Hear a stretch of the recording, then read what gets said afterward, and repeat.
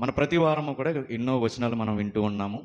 అలాగే సంఘములో మన ప్రవర్తన, బయట వారితో మన ప్రవర్తన, తోటి విశ్వాసులతో మన ప్రవర్తన, అలాగే వేరే చర్చెస్కి కానీ, వేరే డినామినేషన్కి కానీ చెందిన వారితో మన ప్రవర్తన ఎలా ఉండాలి అనేటటువంటి వాటిని మనం అన్నీ కూడా ధ్యానించుకుంటూ వచ్చాం. ప్రతి వ్యక్తిలోనూ కూడా మనం చూడవలసింది ఏంటి అంటే, సాటి మనిషినే మనం చూడాలి తప్ప ఏ ప్రాంతానికి చెందినవాడు, ఏ వర్గానికి చెందినవాడు, ఏ డినామినేషన్కి చెందినవాడు, లేదంటే క్రైస్తవుడేనా, క్రైస్తవుడు కాదా, అన్యుడా అనే భేదాలతో ఎప్పుడు మనం చూడకూడదు. ఎందుకంటే దేవుడు మనిషిని చేసినప్పుడు ఏ పోలికతో చేశారు ఆయన స్వరూపమందు ఆయన రూపముతో మనల్ని అందరినీ కూడా చేశారు. ఆది కాండంలో సృష్టి ఆరంభంలో సృష్టిని చేసినటువంటి దేవుడు ఏమంటారంటే, మన స్వరూపమందు మన పోలిక చొప్పున నరుణ్ణి చేద్దాము అని అంటారు. సో ఇప్పుడు మనకు సృష్టించబడినటువంటి ప్రతి వ్యక్తి కూడా ఎవరి స్వరూపము? సాక్షాత్తు దేవుని స్వరూపం. మనం ముందు మారేమో, వాళ్ళకి టైం పడుతుంది, అంతే తేడా.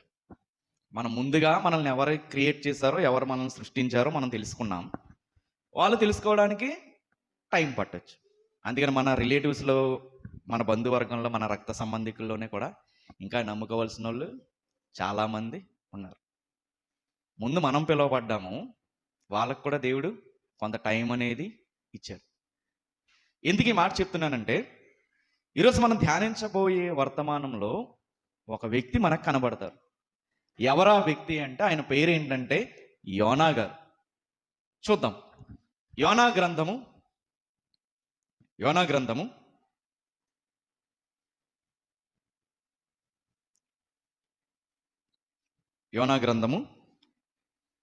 అధ్యాయము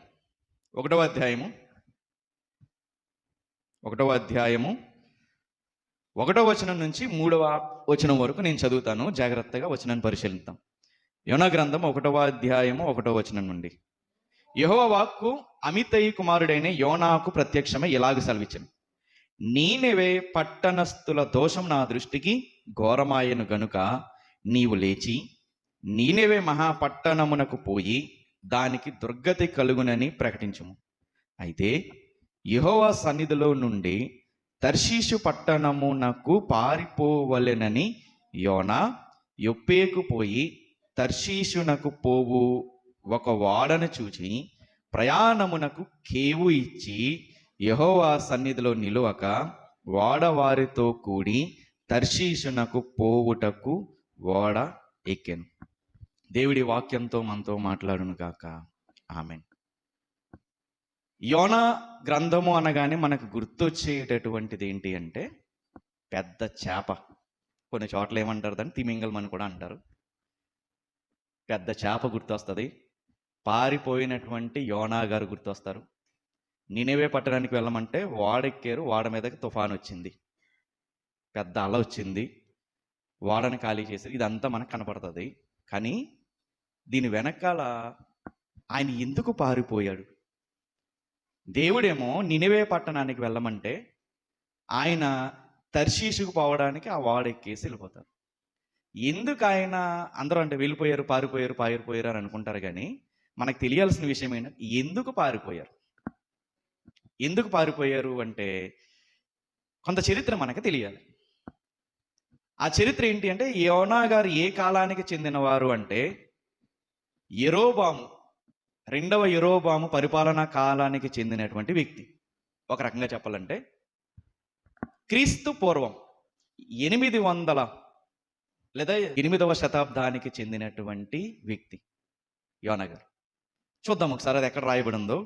రాజుల 2వ గ్రంథము. ఇది ఒక్కసారి వెళ్దాము, ఇది ఒకసారి చూద్దాం. 1వ వచనం ఒకసారి చదువుదామా. 1వ వచనం, యోనా గ్రంథము 1వ అధ్యాయం 1వ వచనం. యెహోవాకు అమిత్తయి కుమారుడైన యోనాకు ప్రత్యక్షమే ఇలాగ సెలవిచ్చాను. ఎవరు కొడుకంట యోనా గారు? అమిత్తయి కుమారుడు. ఇప్పుడు వద్దాం ఒకసారి, ఇది ఇలాగే పెట్టి రాజుల 2వ గ్రంథము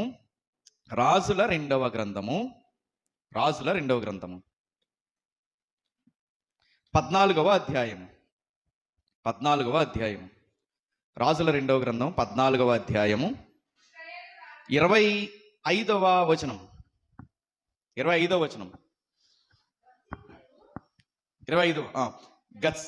గత్యేపెరు ఊరివాడైన అమిత్తయికి పుట్టిన తన సేవకుడైన యోనా అను ప్రవక్త ద్వారా ఇశ్రాయేలీల దేవుడగు యెహోవా సెలవిచ్చిన మాట చొప్పున ఇతడు హమాతునకును పోవు మార్గము మొదలుకొని మైదానపు సముద్రం వరకు ఇజ్రాయేలు వారి సరిహద్దులు మరలా స్వాధీనము చేసుకున్నాను. ఎలా అనగా అల్పులేమి గనులేమి ఇశ్రాయేలు వారికి సహాయులు ఎవరును లేకపోయింది. చదువుండక. యెహోవా ఇశ్రాయేలు వారు పొందిన బాధ ఘోరమైనదనుకునేను. ఇశ్రాయేల్ అని పేరు ఆకాశం క్రింద నుండి తుడిచివేయనని యెహోవా సెలవిచ్చి ఉండను గనుక యెహోయాషు కుమారుడైన యెరోబాము ద్వారా వారిని రక్షించారు. ఇప్పుడు ఎవరు పరిపాలన చేస్తున్నారు? యెరోబాము గారు పరిపాలన చేస్తున్నారు. యెరోబాము ఎవరంటే 2వ యెరోబాము అన్నమాట.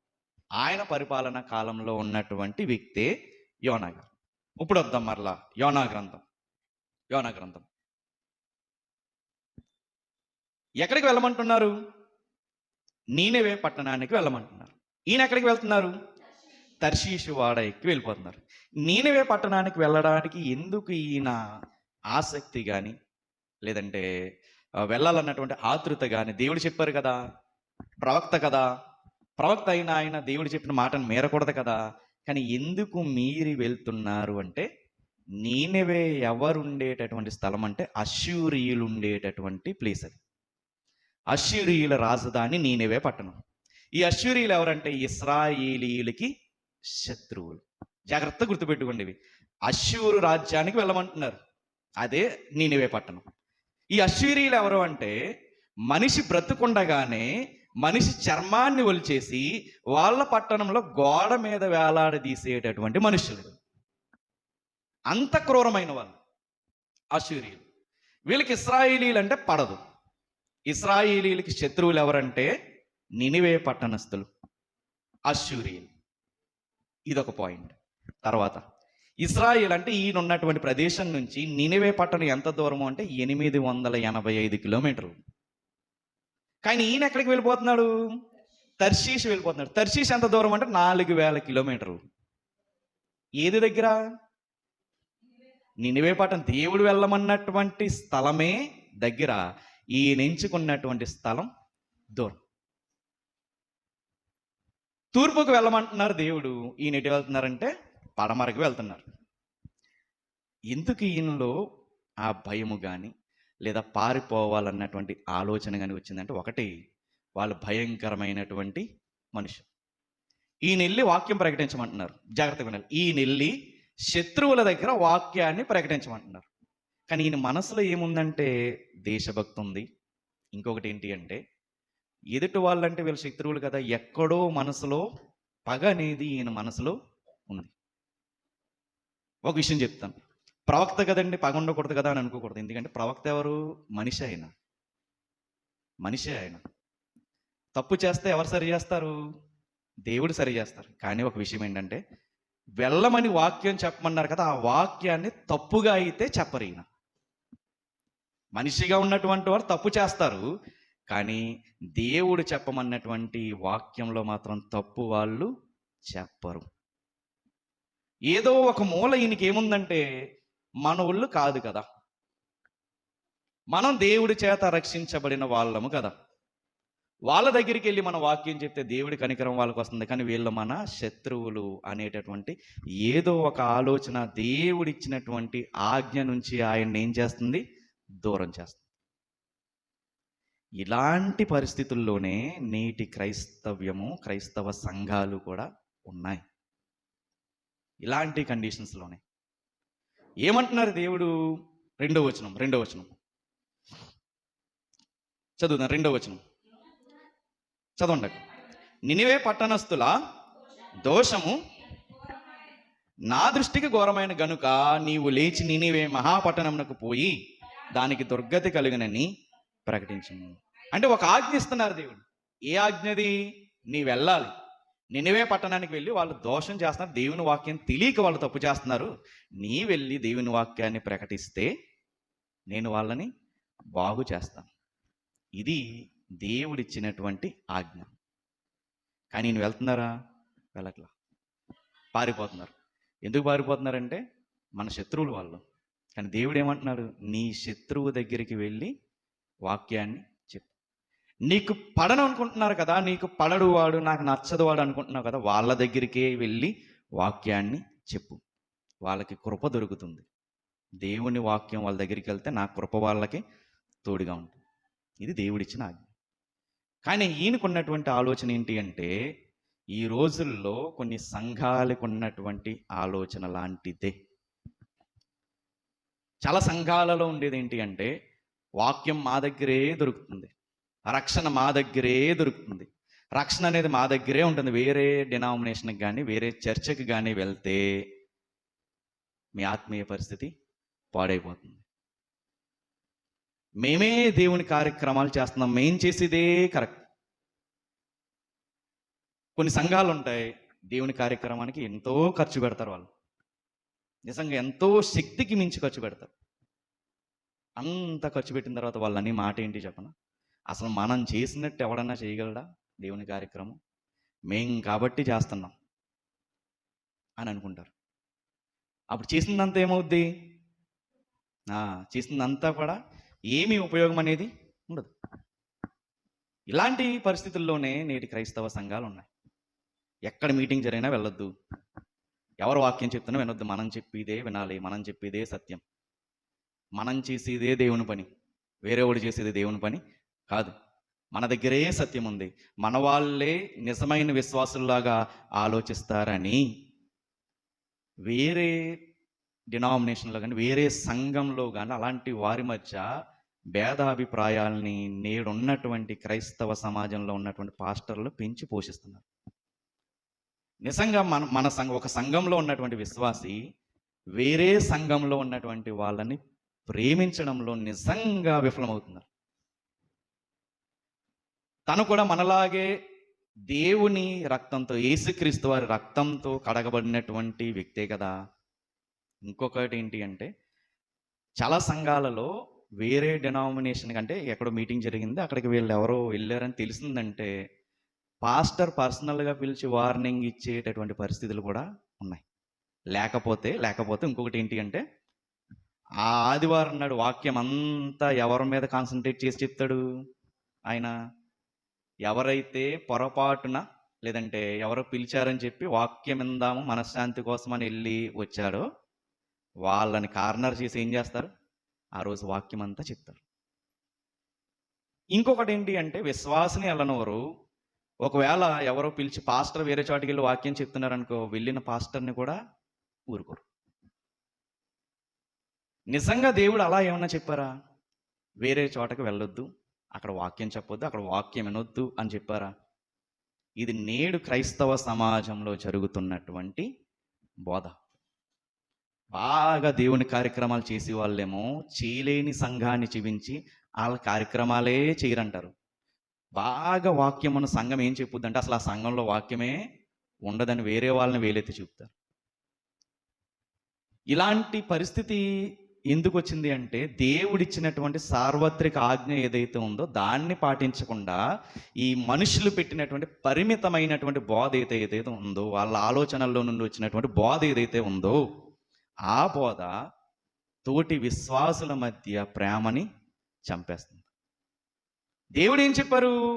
మార్కు సువార్త, యేసుక్రీస్తు వారు ఏం చెప్పారు చూద్దాం. మార్కు సువార్త 16వ అధ్యాయం, మార్కు సువార్త 16వ అధ్యాయము 15వ వచనం. ఇది యేసుక్రీస్తు వారు ఇస్తున్న ఆర్డర్ ఇది. మరియు మీరు సర్వలోకమునకు వెళ్ళి సర్వ సృష్టికి సువార్తను ప్రకటించండి. ఇది ఎవరిచ్చిన ఆజ్ఞ? దేవుడిచ్చిన ఆజ్ఞ, సాక్షాత్ యేసుక్రీస్తు వారు ఇచ్చినటువంటి ఆజ్ఞ. ఇది యేసుక్రీస్తు వారు ఏం చెప్తున్నారు? మీరు సర్వలోకమునకు వెళ్ళి సర్వ సృష్టికి సువార్తను ప్రకటించండి.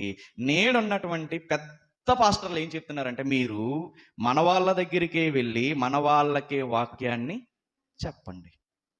సరిపోతుందా? రెండిట్లకి భేదంగా ఉందా?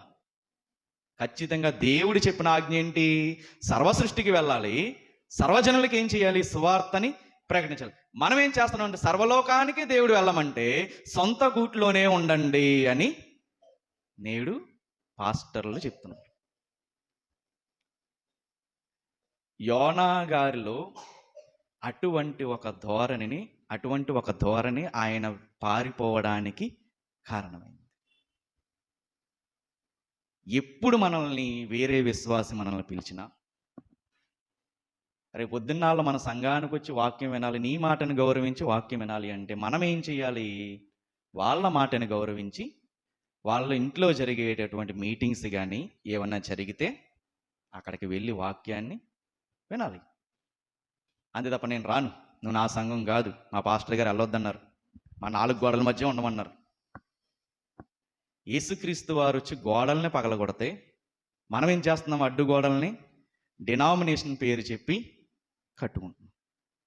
దేవుడేమో ఆయన ఏదైతే అడ్డుగోడ ఉందో దాన్ని పగలగొట్టేశారు. ఎఫెసీయులకు రాసిన పత్రిక 2వ అధ్యాయము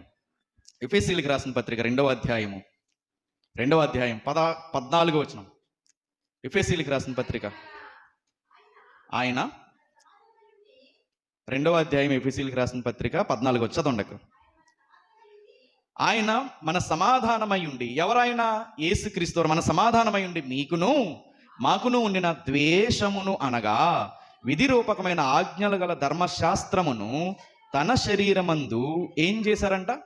కొట్టివేయుట చేత మధ్య గోడను పడగొట్టి మన ఉభయులను ఏకము చేశారు. ఎవరెవరిని? అన్యుల్ని యూదులు అనుకుంటున్నటువంటి వారిని. ఆ రోజు యూదులు దేవుడి క్రియేషన్ కంటే దేవుని సృష్టిగా వాళ్ళు చూసేవారు కాబట్టి, అన్యులు వెలివేసి చూసేవారు కాబట్టి పౌలు గారు ఎఫెసు సంఘానికి ఏమంటున్నారంటే, ఆయన అన్యులకి దేవుణ్ణి నమ్ముకున్న వారికి సమాధానకరముగా ఉండి, అప్పటి వరకు వాళ్ళ మధ్యన ఒక అడ్డుగోడ ఏదైతే ఉందో, దీనివల్ల ధర్మశాస్త్రం వల్ల ఉన్న అడ్డుగోడ ఏదైతే ఉందో ఆయన దాన్ని ఏం చేశారంట? పడగొట్టేశారు. ఈరోజు ప్రతి సంఘానికి కూడా ఒక ధర్మశాస్త్రం ఉంది. ఆ ధర్మశాస్త్రమే వాళ్ళు పెట్టుకున్నటువంటి రూల్స్ అండ్ రెగ్యులేషన్స్.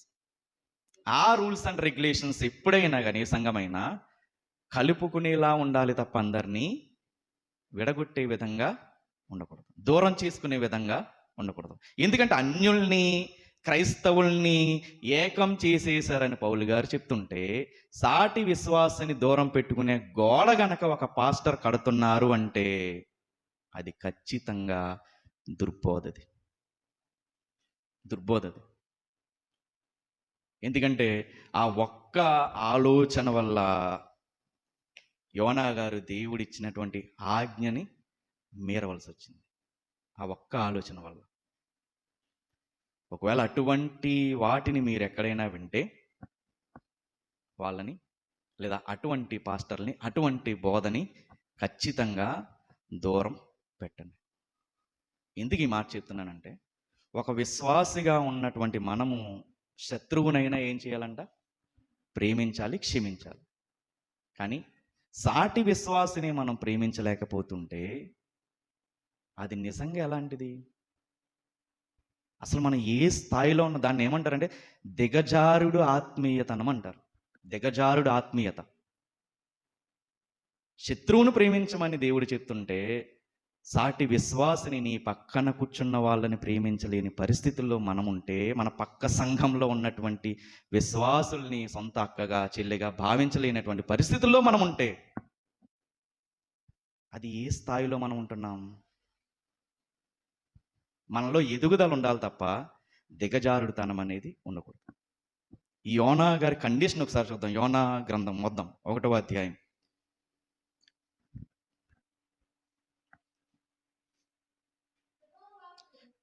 యోనా గారు ఆ నౌకలో ఉన్నప్పుడు ఆ నౌకలోకి ఏమొచ్చింది? పెద్ద, చూద్దాం 4వ వచనం. అయితే యెహోవా సముద్రం మీద పెద్ద గాలి పుట్టింపగా సముద్రం అందు గొప్ప తుఫాను రేగి ఓడ బద్దలైపోవు గతి వచ్చింది. ఇప్పుడు ఓడని ఏం చేద్దాం అనుకున్నారని, ఓడలో ఉన్న వస్తువులన్నీ పాడేసి కొంచెం ఓడని తేలిక చేద్దాము అని వీళ్ళకి 7వ వచనం చూద్దాం.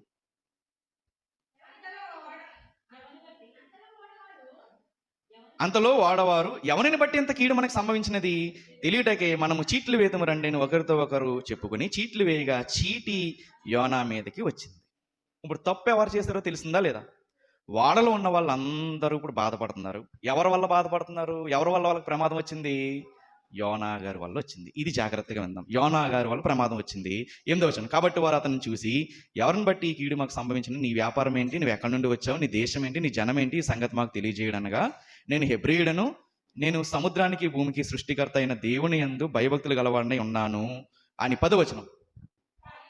తాను యెహోవా సన్నిధిలో నుండి పారిపోనట్లు అతడు ఆ మనుషులను తెలియజేసి ఉండగా ఉండెను గనుక వారు ఆ సంగతి తెలుసుకొని మరింత భయపడి, నీవు చేసిన పని ఏమిటి అని అడిగారు. అప్పుడు 11వ వచనం. అప్పుడు వారు, సముద్రం పొంగుతుంది, తుఫాను అధికమవుతున్నది, సముద్రం మా మీదకి రాకుండా నిమ్మలించినట్లు మేము నీకేమి చేయవలని అతన్ని అడిగారు. తుఫాను పెరిగిపోతుంది. ఎవరు ఉండడం వల్ల? యోనా ఉండడం వల్ల. ఈ యోనా ఉండడం వల్ల పెరిగిపోతుంది. దీన్ని మీకు ఏం చేయాలి? నువ్వు ఉండడం వల్ల, ఈ వాళ్ళలో షిప్లో నువ్వు ఉండడం వల్ల తుఫాను పెరిగిపోతుంది. ఇప్పుడు నేను మీకేం చేయాలి? మేము నీకేం చేయాలి అని అడగగానే యోనా గారు ఏమంటున్నారు? నన్ను బట్టి ఈ గొప్ప తుఫాను మీ మీదకి వచ్చినని నాకు తెలిసి ఉన్నది. నన్ను ఎత్తి సముద్రంలో పడవేయడి, అప్పుడు సముద్రం మీ మీదకి రాకుండా నిమ్మలించినని వారితో చెప్పు. ఈజీయా కాదా వాళ్ళకి? ఒకరి వల్ల మనందరం చనిపోతున్నాము. ఏమంటున్నాడు? నేను దూకను, మీరు నన్ను ఎత్తి పడేయండి. వీళ్ళందరికీ ఈజీయా కాదా చెప్పండి? ఎంతమంది ప్రాణాలు పోతున్నాయి. అంతమంది ప్రాణాలు పోవడం బెటరా, ఒక్కడి ప్రాణం పోవడం బెటరా? అక్కడ ఉన్న కండిషన్ ప్రకారం ఒకడు ప్రాణం పోతే బెటర్. ఆయన ఏమంటున్నారు? నన్ను పడేయండి, మీరు సేఫ్గా ఉంటారు. నన్ను పడేయండి, మీరు సేఫ్గా ఉంటారు. ఈ ఓడలో ఉన్న వాళ్ళందరూ అన్యులు. యోనా ఎవరు? దేవుడిని తెలుసుకున్నటువంటి వ్యక్తి. మరలా ఓడలో ఉన్న వాళ్ళందరూ అన్యులు, యోనా గారు మాత్రమే దేవునిని నమ్ముకున్నటువంటి వ్యక్తి. విచిత్రం ఏంటంటే, ఒక అన్యుడు దేవుని నమ్ముకున్నటువంటి వాని మీద చూపుతున్నటువంటి ప్రేమ ఇక్కడ మనకు కనపడుతుంది. దేవుణ్ణి నమ్ముకోనటువంటి వాళ్ళు దేవుణ్ణి నమ్ముకున్నటువంటి వ్యక్తి మీద చూపిస్తున్న ప్రేమ ఇక్కడ మనకి కనపడుతుంది. ఏమైంది? 12వ వచనం లాస్ట్ మాట చూద్దాం. మీ మీదకి రాకుండా నిమ్మలించునని అతడు వారితో చెప్పినను అంటే చెప్పినా కానీ వీళ్ళు ఏం చేస్తున్నారు? వారు ఓడను దరికి తెచ్చుటకు తెడ్లను బహుబలముగా వేసిరి గాని గాలి తమకు ఎదురై తుఫాను బలం చేత సముద్రపు పొంగు ఉండుట వలన వారి ప్రయత్నము వ్యర్థం. అసలు ఇంక ప్రయత్నం చేయాల్సిన అవసరం ఉందా? ఈయన ఏమంటున్నారు? నన్ను పడేయండిరా, మీరు సేఫ్గా ఉంటారా అంటున్నారు. కానీ వీళ్ళు ఏం చేస్తున్నారు? చెప్పినను ఇంకా ఈయన్ని సేవ్ చేద్దామని చూస్తున్నారు. అంటే ఇక్కడ మనం ఆలోచించవలసింది ఏంటి అంటే, ఒక అన్యులే దేవుణ్ణి నమ్ముకున్న వాడు ఆయన మీద కనికరాన్ని, ప్రేమని చూపిస్తూ ఉంటే, డినామినేషన్ పేరు చెప్పు, దేవుణ్ణి నమ్ముకోలేదని సాకు చూపు, ఒకరినొకరు శత్రువుల్లా మనం చూసుకోవడం ఎంతవరకు కరెక్ట్? ఇక్కడ దేవుణ్ణి నమ్ముకున్న వారికి, దేవుణ్ణి నమ్ముకోనటువంటి వాళ్ళు ప్రాణాలు కాపాడదామని ఏం చేస్తున్నారు? ప్రయత్నిస్తున్నారు. మనం ఏం చేస్తున్నాము?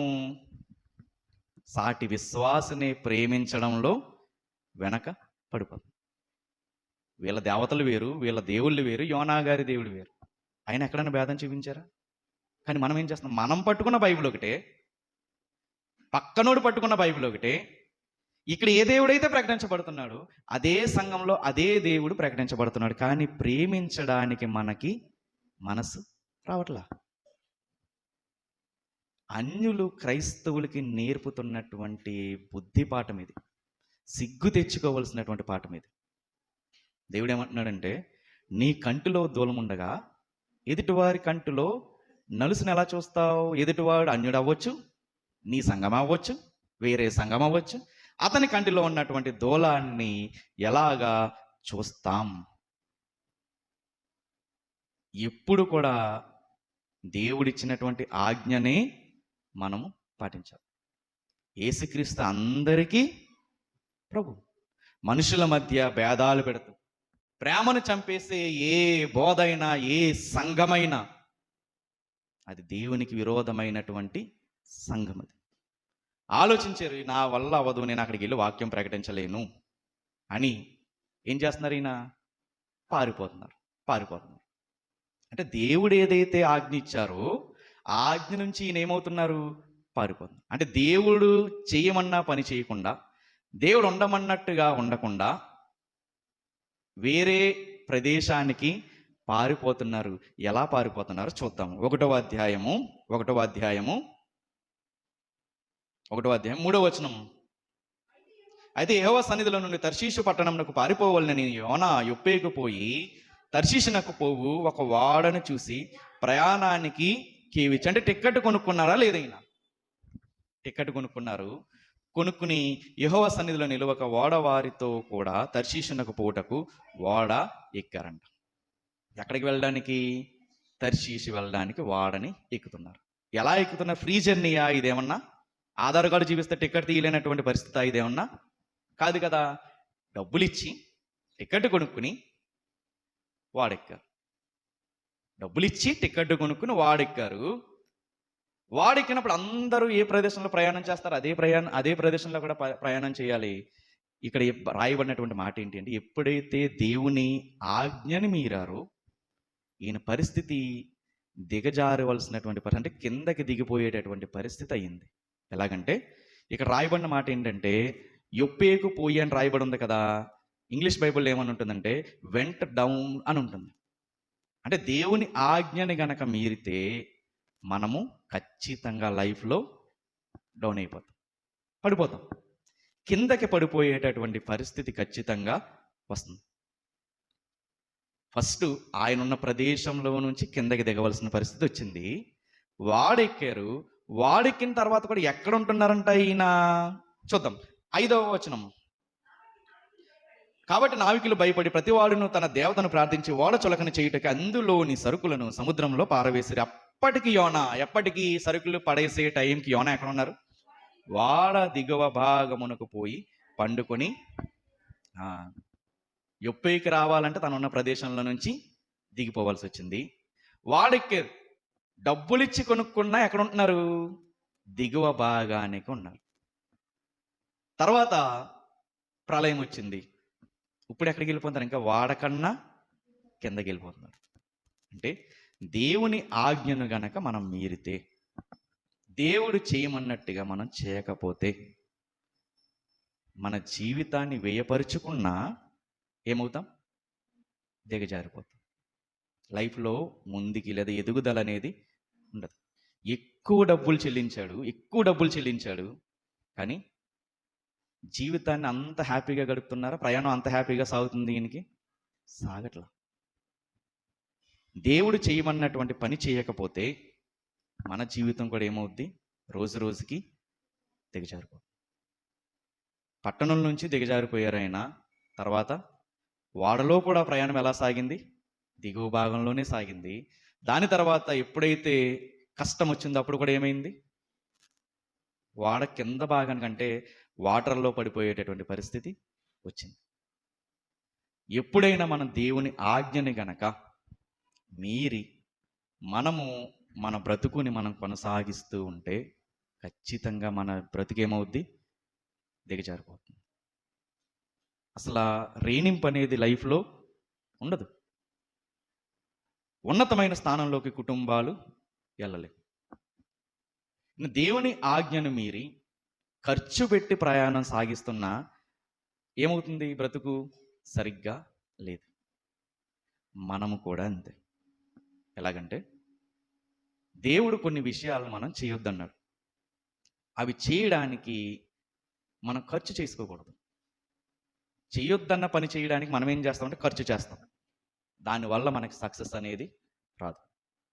ఎలాగంటే చూడండి, లైఫ్లో ఎప్పుడు మనం ఒక విషయం గుర్తుపెట్టుకోవాలి ఏంటంటే, అనవసరమైన వాటికి కానీ దేవుడు చేయొద్దన్నటువంటి వాటికి కానీ మనం ఖర్చు చేస్తే, కుటుంబంలో అయినా అనవసరమైనటువంటి వస్తువులకి మనం ఖర్చు చేస్తే అవసరమైనటువంటి వస్తువుల్ని అమ్ముకోవాల్సిన పరిస్థితి వస్తుంది. మనకి ఏది అవసరమో ఎంత అవసరమో అంతే మన కుటుంబంలో ఖర్చు అనేది ఉండాలి. మన ఆరోగ్యానికి ఏది అవసరమో దానికి మాత్రమే ఖర్చు చేయాలి. కానీ మన ఆరోగ్యాన్ని పాడు చేసే వాటికి మనం ఖర్చు చేస్తే రేపు పొద్దున ఆరోగ్యాన్ని నిలబెట్టుకోవడానికి ఖర్చు చేయాలి. ఎలాగంటే 2 ఎగ్జాంపుల్స్ చెప్తాను. మొదటిది, మన కుటుంబంలో కొన్ని వస్తువులు అవసరం లేదు, అవి లేకపోయినా లైఫ్ అనేది వెళ్ళిపోతుంది. ఎవరో కొనుక్కున్నారని, ఎవరికో ఉందని మనం ఈరోజు గనక మన పరిస్థితి అది కాకపోయినా, మన స్తోమత అది కాకపోయినా ఈరోజు మనం వాటికి ఖర్చు చేస్తే తర్వాత అవసరమైనటువంటి వాటిని పారవేయాల్సి వస్తుంది. ఎలాగంటే యోనా గారిని ఎక్కడికి వెళ్ళమన్నారు? నినివే పట్టణానికి. ఈయన ఎక్కడికి వెళ్తున్నారు? తర్షీషు వాడికి తర్షీషు పట్టణానికి వెళ్తున్నారు. డబ్బులు ఇచ్చే కదా వెళ్తున్నారు. దేవుడు ఏం చేయమన్నారు? నినివేకి వెళ్ళమన్నారు. ఈయనకి ఇష్టమైన దానికి వెళ్ళడానికి డబ్బులు ఖర్చు చేసి వెళ్తున్నారు. ఎప్పుడైతే ఆ వాడెక్కారు, అంటే దేవుడు వెళ్ళొద్దన్న ప్రదేశానికి వెళ్ళారు, ఆ వాడలో వీళ్ళకి ఏవైతే అవసరాలు ఉన్నాయో అవన్నీ కూడా ఏం చేస్తున్నారు? పాడేశారు. వాడలో ఆ ప్రయాణానికి అవసరమైన ధాన్యం ఉంటుంది, లేదంటే ఆ టైంకి రొట్టెలకు అవసరమైనటువంటివి ఉంటాయి. అవన్నీ ఇప్పుడు ఏం చేస్తున్నారు? వీళ్ళు పాడేస్తున్నారు. అవన్నీ అవసరమైనయా కాదా? అవసరమైనవి. ఇలాంటి పరిస్థితులు కుటుంబంలో ఖచ్చితంగా వస్తాయి. అనవసరమైన వాటికి మనం ఖర్చు చేస్తే, చేయొద్దన్న వాటికి ఖర్చు చేస్తాం. ఏం చేయొద్దన్నాడు? జాగ్రత్తగా మన లైఫ్ మనల్ని లీడ్ చేయమన్నారు. చాలామందికి ఉన్నటువంటి, మరి ముఖ్యంగా మగవారిలో ఉన్నటువంటి ఒక దరిద్రమైనటువంటి అలవాటు ఏంటి అంటే, వ్యసనాల బారిన ఎక్కువగా పడుతూ ఉంటారు. ఈ వ్యసనాల బారిన పడడంలో వీళ్ళు మాత్రం ఉండరు. చెడిపోవడానికి మెయిన్ కారణం ఎవరు ఉంటారో చుట్టూ ఉన్నటువంటి ఫ్రెండ్ సర్కిలే కారణమవుద్ది. ఇప్పుడు ఒక విషయాన్ని మనం ఆలోచిద్దాం. దేవుడు మద్యపానం వైపు వెళ్ళొద్దన్నారు. ఇప్పుడు అది కావాలంటే ఏం చేయాలి? ఖచ్చితంగా డబ్బులు ఖర్చు పెట్టకుండా వచ్చేస్తాయా? రాదు. ఇప్పుడు డబ్బులు ఖర్చు చేసి తన ఆరోగ్యాన్ని పాడు చేసుకుంటున్నాడు. బ్రతికి ఏమవుద్ది? ఆరోగ్యం ఏమవుద్ది? దిగజారిపోద్దా లేదా? జాగ్రత్తగా ఆలోచించండి. డబ్బులు ఇచ్చి టికెట్ కొని వెళ్తున్న ఆయన ప్రయాణం ఎలా ఉంది? వాడ దిగువ భాగంలో ప్రయాణం చేయవలసిన పరిస్థితి. ఇక్కడ జాగ్రత్తగా ఉన్నాడు. దేవుడు చేయొద్దన్నాడు, కానీ ఇంటి యజమాని వ్యసనాల బారిన పడిపోయాడు. వ్యసనాల బారిన పడి డబ్బులన్నీ ఖర్చు చేసి కుటుంబాన్ని, ఇప్పుడు ఎక్కడ ఉంటుంది కుటుంబం? రోడ్డు మీద పడే పరిస్థితుల్లోకి వస్తుంది. ఇప్పుడు డబ్బులు ఇచ్చి తన ఆరోగ్యాన్ని పాడు చేసుకునేది కొనుక్కున్నాడు, తాగాడు, ఎంజాయ్ చేశాడు, తన ఫ్రెండ్స్తో ఎంజాయ్ చేశాడు. ఇప్పుడు ఇంట్లో వాళ్ళ పరిస్థితి ఎలా ఉంటుంది? నలుగురిలోనూ కూడా తన తల ఎత్తి నలుగురికి ఆనందంగా వాళ్ళ చుట్టాల మధ్యన తిరిగే పరిస్థితి ఉంటుందా? ఉండదు. ఇప్పుడు కుటుంబం మీదకి ఏమొస్తుందంటే పెద్ద తుఫాన్ అనేది ఆర్థిక రూపంలో వస్తుంది, ఆరోగ్యం క్షీణించే రూపంలో కూడా వస్తుంది. ఇప్పుడు ఏమవుతుందంటే వాడ తేలిక చేయాల్సిన పరిస్థితి వస్తుంది. ఎలా వాడ తేలిక చేయాల్సిన పరిస్థితి వస్తుంది అంటే, తాగాడు తాగాడు తాగాడు, ఆరోగ్యం పాడు చేసుకున్నాడు. ఇప్పుడు ఎక్కడుంటాడు?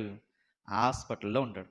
ఇప్పుడు వాడను తేలిక చేయాలంటే మొట్టమొదట మనం తేలిక చేసేది అంటే ఇంట్లో ఏదైతే ఉందో దాన్ని మనం ఏం చేస్తాము?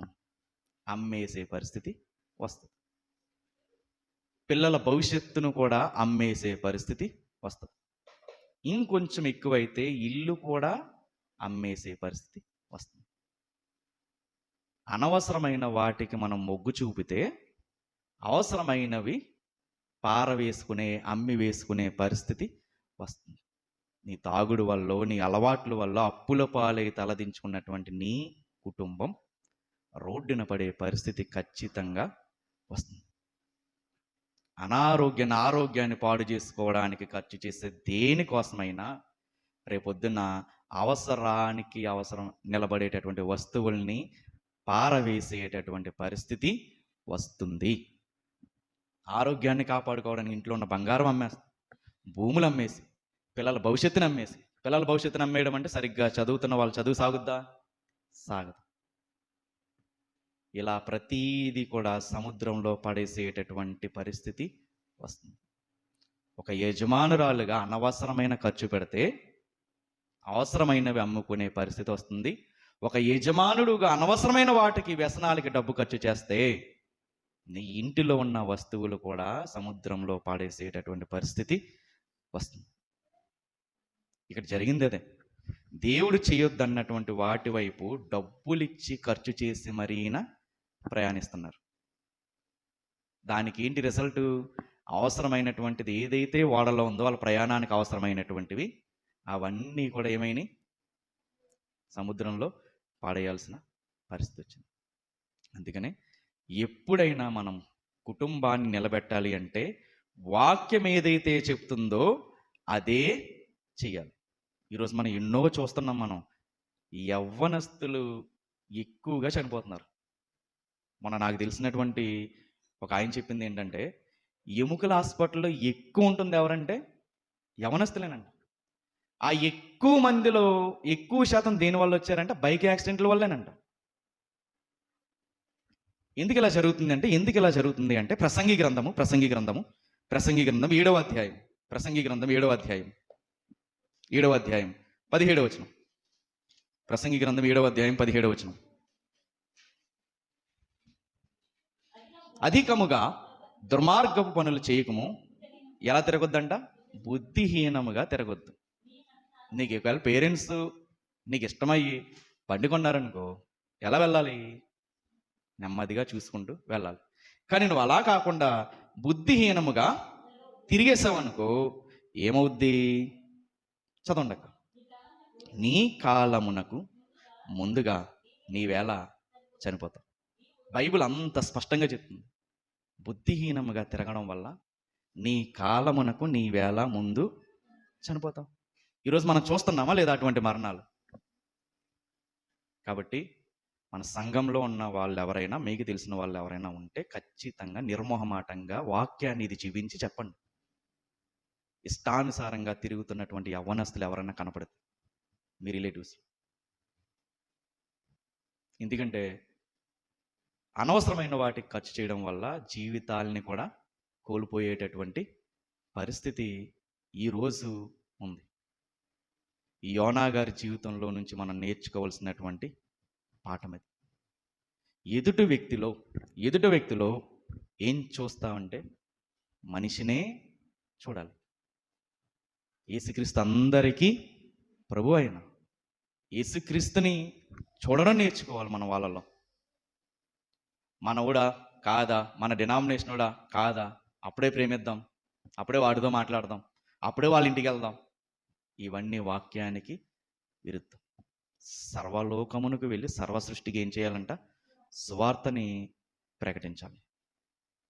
అప్పుడే దేవుడి ఆజ్ఞని మనం పాటించిన వాళ్ళం అవుతాం. అలా కాకుండా మనసులో ఏవో పెట్టుకుని సొంత వారిని దూరం చేసుకుంటే అది దేవుడు సంతోషించేటటువంటి పరిస్థితి కాదు. వాక్యం దానిని ఎక్కడా కూడా ఎంకరేజ్ చేయట్లా. ఈరోజు మనం రొట్టె ద్రాక్షరసం మనం తీసుకుంటున్నాము అంటే ఏం గుర్తు రావాలంటే, ఇదిగో నా కోసం నువ్వు ఏం చేసావు? నీ కుమారుణ్ణి కూడా దేవా వెనుతీయకుండా శిలో మీద నా కొరకు రక్తాన్ని కార్చావు.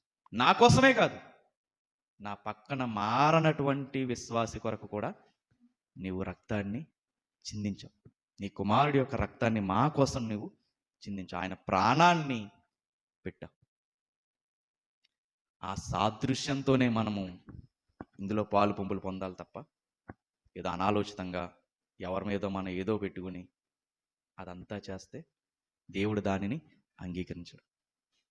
అన్యులే దేవుణ్ణి నమ్ముకున్నటువంటి ఒక ప్రవక్త మీద కనికరాన్ని, జాలిని, ప్రేమను, మనలాంటి మనిషే కదా, ఈయన ప్రాణం కూడా మనలాంటి ప్రాణమే కదా అని కనీసం ఆయన పడేయడానికి కూడా ఏం చేస్తున్నారు? వెనకాడుతున్నారు. ఆయన చంపొద్దు, మనమే వాడని ఏదోలాగా రోడ్డుకి నడిపించే ప్రయత్నం చేద్దాం సాయశక్తిలో ప్రయత్నించారు. కానీ అది సక్సెస్ అవ్వాలి.